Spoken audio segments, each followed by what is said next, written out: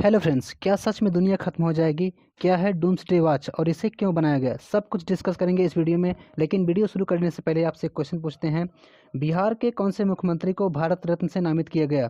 नीतीश कुमार, लालू प्रसाद यादव, कर्पूरी ठाकुर, जीताराम मांझी। इस क्वेश्चन का answer video के अंत में दूंगा। बहुत कम लोग जानते हैं, लेकिन दुनिया के पास एक ऐसी स्मार्ट वॉच है जो 1947 से हमें खतरों का संकेत देती आ रही है।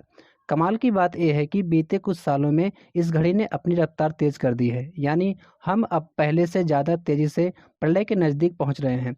हम डूम्सडे क्लॉक की बात कर रहे हैं, जो कि ये सांकेतिक घड़ी है। यह महामारी, परमाणु हमलों और जलवायु संकट के कारण वैश्विक तबाही की संभावना को दर्शाती है। वैज्ञानिक प्रलय आने से पहले इंसानों को बचाए रखने के लिए जो कोशिश कर रहे हैं, उनमें यह वॉच सबसे अहम है, क्योंकि यही है जो समय के प्रलय को बता रही है। डूम्सडे वॉच दुनिया की इकलौती वॉच है जिस पर दुनिया की नज़र है। साल 1945 में एल्बर्ट आइंस्टीन और शिकागो विश्वविद्यालय के छात्रों के अलावा कुछ परमाणु वैज्ञानिकों की टीम ने इसे मिलकर बनाया था।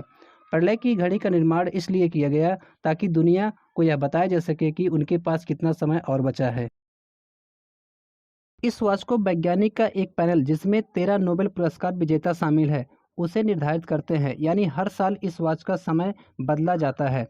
वॉच का समय साल में हुए प्राकृतिक बदलाव के अलावा इंसानों को हुए नुकसान के आधार पर बदला जाता है। जब इसे पहली बार साल 1947 में बनाया गया था, तब इंसानों को केवल परमाणु हमलों से खतरा था और वॉच केवल इसी खतरे से आगाह करने का काम कर रही थी। पर धीरे धीरे इंसानों पर दूसरे और खतरे मंडराने लगे, जैसे प्राकृतिक बदलाव, प्रदूषण, भूखमरी, हिंसा, एलियंस और रोबोट भी।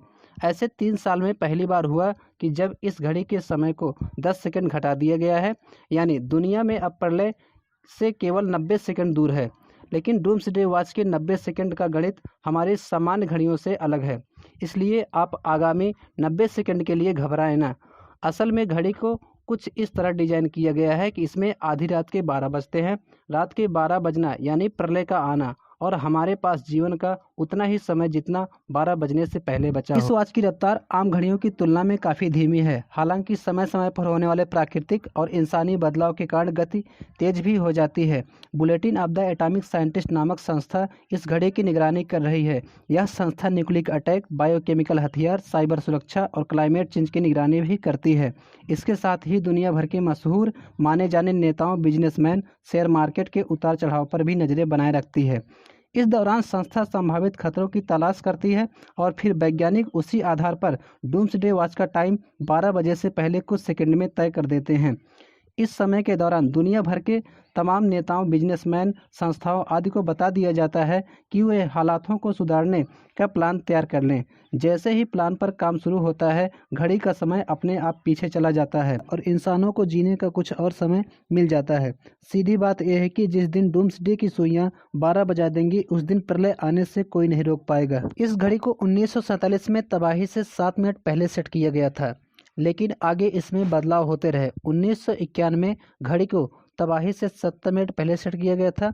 माना जाता है कि यह सबसे सकारात्मक कदम था, लेकिन कोरोना वायरस प्रकोप, इबोला प्रकोप, सीरिया हमला, अफगानिस्तान सत्ता पलट और फिर यूक्रेन रूस की जंग के बाद यह समय लगातार घट रहा है। अब 2023 में इतिहास का सबसे कम समय 90 सेकंड किया गया है। यानी अब इंसानों के पास जीने के लिए 90 सेकंड से कम समय है। ये सेकंड भले ही आने वाले कुछ दशकों का समय दे दें हमें, पर इतना तो तय है कि अगर अभी भी प्रयास नहीं किया गया और घड़ी की सुइयों को 12 बजने से नहीं रोका गया, तो तबाही होना तय है।